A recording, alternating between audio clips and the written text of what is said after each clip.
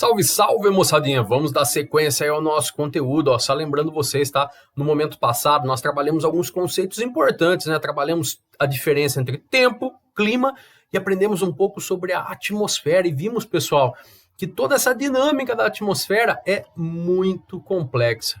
Aliás, vimos ou eu apenas citei? Eu apenas citei, pessoal, porque nas próximas aulas, contando essa, né, essa e as próximas, é que nós vamos realmente entender um pouquinho dessa dinâmica que ocorre na atmosfera e, consequentemente, as consequências que essa dinâmica traz para nós, tá? Tanto que alguns autores chamam aí essa dinâmica de dinâmica climática, certo? Olha lá, dinâmica climática. Quando nós falamos de dinâmica climática, pessoal, nós estamos falando de uma ação conjunta de elementos e de fatores do clima, tá? De elementos ou fatores climáticos, ok? Nós temos de um lado os elementos climáticos, pessoal. São eles: a temperatura, a pressão atmosférica, os ventos, a umidade atmosférica e as precipitações, certo? Esses constituem os chamados elementos climáticos. Independente do local do mundo, pessoal, que você queira executar um trabalho científico de qualidade, você tem que estudar todos esses elementos climáticos para poder compor esse quadro, esse mosaico climático de um determinado local e tentar entender a dinâmica da sua atmosfera, ok? Ah, professor, só isso? Fácil, hein? Não, pessoal. Se não bastasse todos esses elementos aí que nós temos que estudar para compreender a dinâmica do clima, nós temos também que considerar os chamados fatores climáticos. Quais são eles? Olha aí, ó. Latitude, o relevo, a vegetação, massas continentais e líquidas, ou seja, o tamanho dos continentes, o tamanho dos oceanos, correntes marítimas, movimentos da Terra. Pô, professor, até os movimentos da Terra. Até o movimento da Terra, pessoal. Ocupação urbana, se tem cidade, se não tem, e as massas de ar. Tudo isso daí influencia na dinâmica climática, pessoal. Tudo isso daí pode influenciar no dinamismo, na complexidade da atmosfera num dado local, por exemplo, a nossa cidade, certo? Pois bem, pessoal, nessa aula nós começaremos com o primeiro elemento climático, a temperatura, mas passaremos também pelos outros, já vou avisando desde já. Vamos estudar pressão atmosférica, ventos, umidade e precipitações, ok? Temperatura, galera. Quando nós falamos em temperatura, nós estamos falando de grandeza física. Vamos ressuscitar grandes mestres aí, como, por exemplo, a professora Andressa, né? Andressa de física, deve ter trabalhado já isso com vocês, certo? Quando nós falamos temperatura, e Kikão também, né? Em química também o Kiko deve ter trabalhado isso. Grandes mestres, isso aí, ó.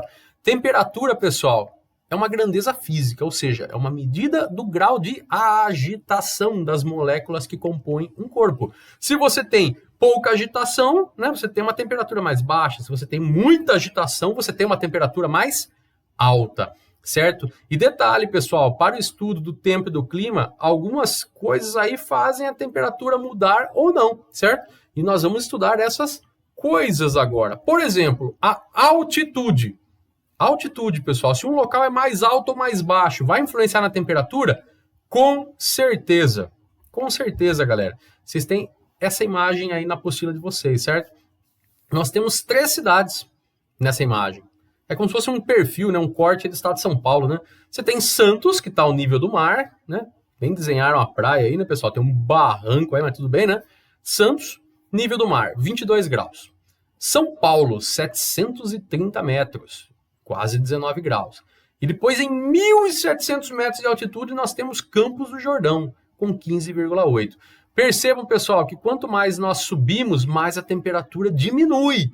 Por isso que eu coloquei essa anotação para vocês, ó. Numa menor altitude, num local mais baixo, a temperatura tende a ser maior, ok? Agora, conforme você vai subindo, se você estiver num local de maior altitude, como é o Campos do Jordão, você tem aí uma menor temperatura. Isso significa que esfria conforme você vai subindo. Quem já subiu a serra sabe do que eu estou falando, né?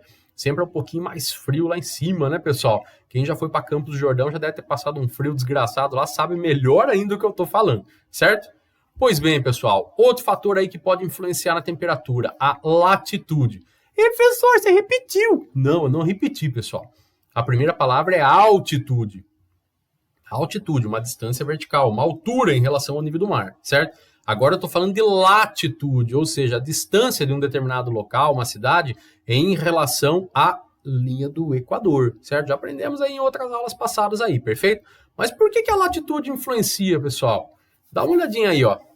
Primeiro, quanto mais próximo do Equador, mais quente. Isso vocês já têm aí de outros anos de geografia e de ciência, certo? Quanto mais perto do Equador, maior a temperatura. Mas por quê?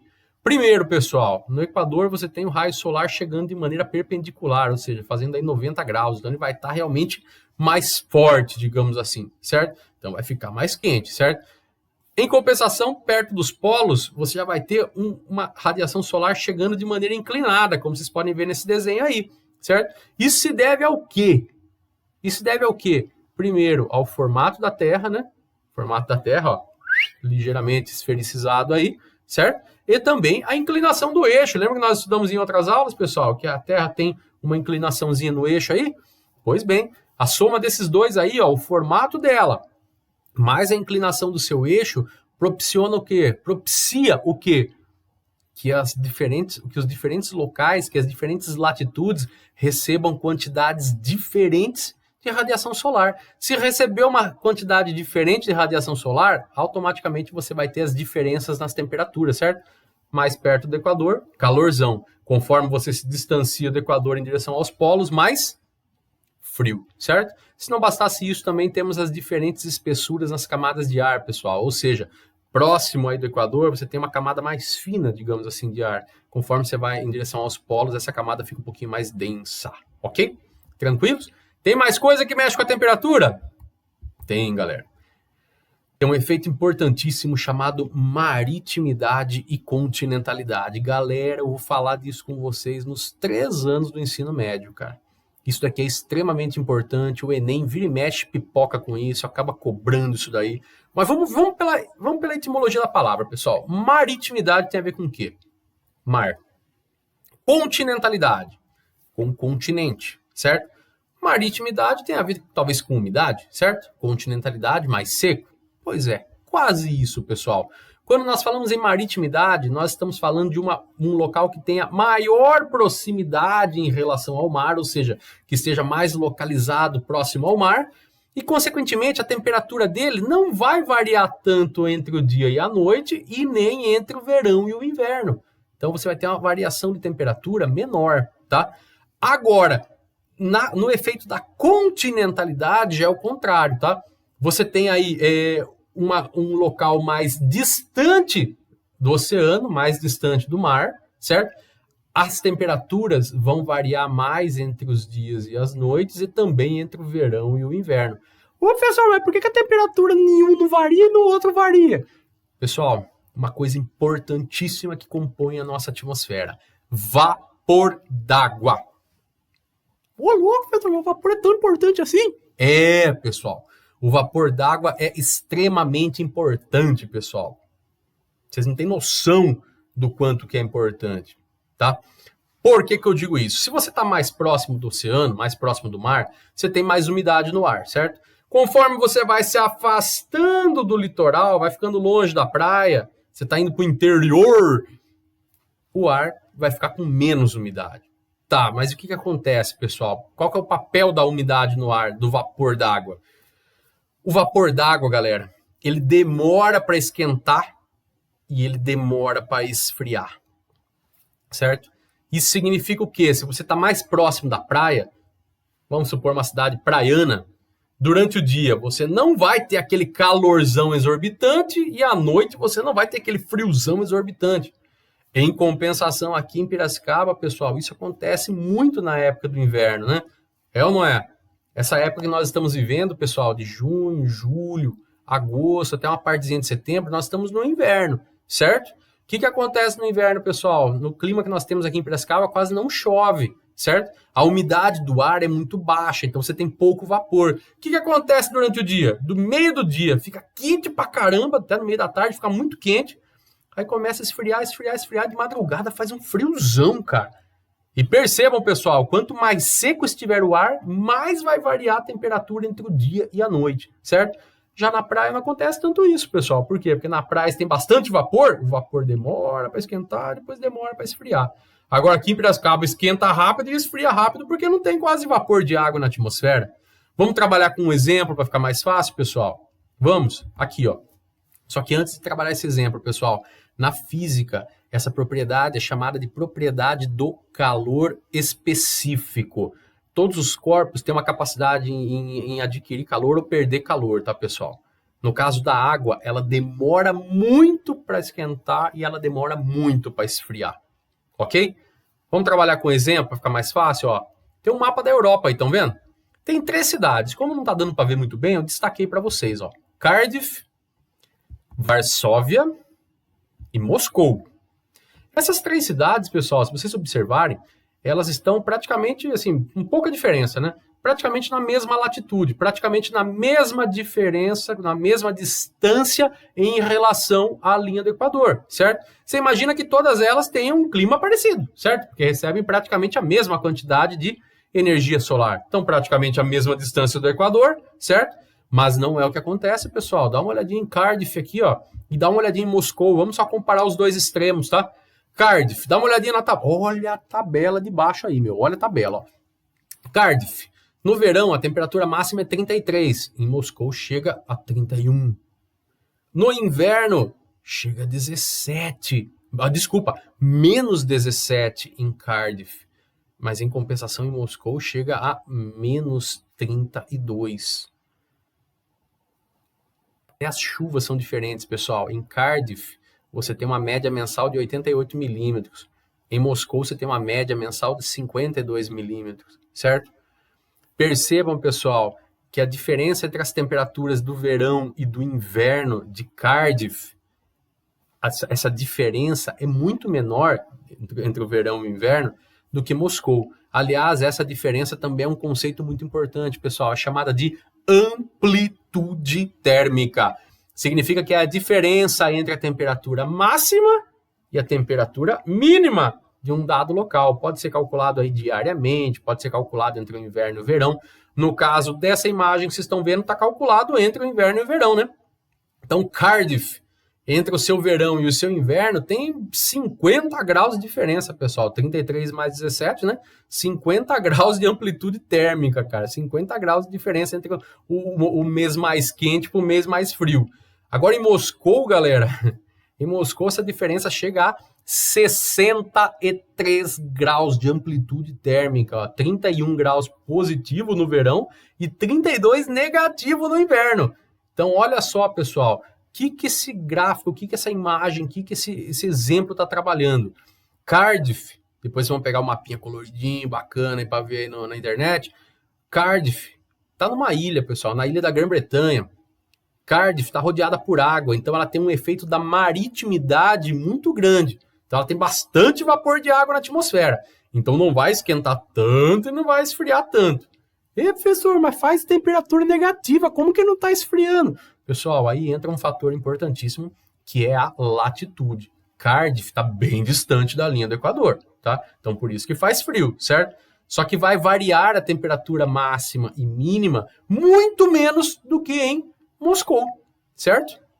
Por quê? Porque Moscou está passando pelo efeito da continentalidade. A Moscou fica bem no meio, pessoal, ali do continente, fica entre a Europa e a Ásia, rodeado de terra, meu. Tem pouco vapor de água na atmosfera. Se tem pouco vapor de água na atmosfera, o ar se aquece muito rápido e esfria muito rápido, galera. Cardiff não. Cardiff, o ar demora um pouquinho mais para esquentar e demora um pouquinho mais para esfriar. Ficou clara essa ideia aí da maritimidade e da continentalidade? Eu tenho quase certeza que não, porque muitos alunos têm dificuldade.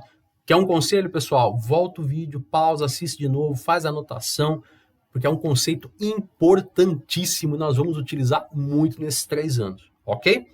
Tem mais alguma coisa que mexe com a temperatura? Tem, galera. Tem vários outros fatores. Por exemplo, a vegetação. Isso a gente vai trabalhar em próximas aulas, tá? Massas de ar podem alterar a temperatura. Acho que todo mundo já ouviu falar. Nossa, chegou uma frente fria, esfriou, né? Então, frente fria tem a ver com massa de ar, né? A temperatura cai. Crescimento urbano. Se você está no centro de uma cidade, é muito comum ser mais quente do que na borda dela. Também vamos trabalhar nas próximas aulas, vocês vão entender. E também o albedo. Ao quem? Albedo. Pessoal, botei um ponto de interrogação aqui, por quê? Vocês percebem que essas pessoas estão na neve, né? Tem todo um pico nevado ali atrás e todo mundo tá de óculos escuros, salvo ali um bocó ali que tá sem, né? 1 ou 2. Todo mundo tá de óculos escuro. Nossa, mas óculos escuro, pessoal, na neve? Sim, isso se deve ao albedo. Isso também, pessoal, pode modificar a temperatura do local, tá? O que seria o albedo? É uma medida da radiação solar refletida por um corpo ou uma superfície, certo? Esse albedo, pessoal, essa grandeza física aí, varia de 0, quando significa que a superfície está absorvendo tudo. Imagine eu aqui, ó, com essa blusa aqui toda fechada, se eu estivesse no sol agora. Eu ia defumar, né, pessoal? Por quê? Porque ela absorve muito, certo? Então, ela seria aí perto do 0, né? Só que se eu tô com uma camiseta branca, o albedo é próximo de 1. Por quê? Porque reflete tudo. Tanto que acontece, pessoal, se eu tiver no sol com essa blusa aqui, eu vou passar muito calor. Mas se eu tiver com uma blusa branca, por exemplo, o calor vai ser menor. Por quê? Porque a blusa branca reflete muito mais a energia solar do que a minha blusa preta, certo? Só para vocês terem uma ideia, pessoal. Olha aqui, ó. Algumas superfícies, ó. O asfalto, pessoal, ele vai refletir, ó, 8% da energia solar ali, ó. Um campo de pastagem reflete só 20%. O deserto reflete 43%. Agora, olha uma área nevada, o quanto que reflete da energia solar, pessoal. 90%. Ou seja, para muitas pessoas é uma dificuldade muito grande estar na neve sem óculos escuros, principalmente aquelas que sofrem de astigmatismo ou qualquer outra variação aí na visão que deixem aí a visão mais sensível. Imagina, pessoal, refletir 90% da energia solar incidente. Então, por isso que nós temos aí esses maluquinhos aí, todos de óculos escuros, numa área nevada. Aliás, quem for passar férias em áreas nevadas, pessoal, não esqueçam o óculos escuro, tá? Caramba, mas eu vou usar esse albedo pra quê, hein? Pessoal, caiu uma questão sobre albedo no último Enem, em dezembro de 2019, certo? Ok? Então, vocês viram aí nessa aula, pessoal, que para entender um pouquinho como funciona a temperatura de determinados locais do nosso planeta, de um determinado local, tem muita coisa envolvida, tá? Eu recomendo para você, depois, com o tempo, voltar esse vídeo, assistir, vai pausando, vai marcando, vai fazendo aquelas anotações e eu estou à disposição de vocês para tirar dúvida, ok? Abração, galera. Até a próxima!